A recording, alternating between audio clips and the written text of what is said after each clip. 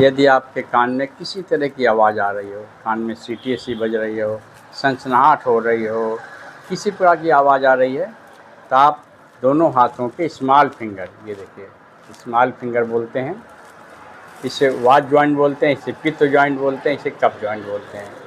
पित्त जॉइंट पे light blue colour से रिंग बना लेना दोनों हाथों में। लाइट ब्लू कलर से आप रिंग बना लीजिए, देखेंगे कि आप ये समस्या 2 दिनों में समाप्त हो जाएगी। यह कलर थेरेपी के अंतर्गत आता है।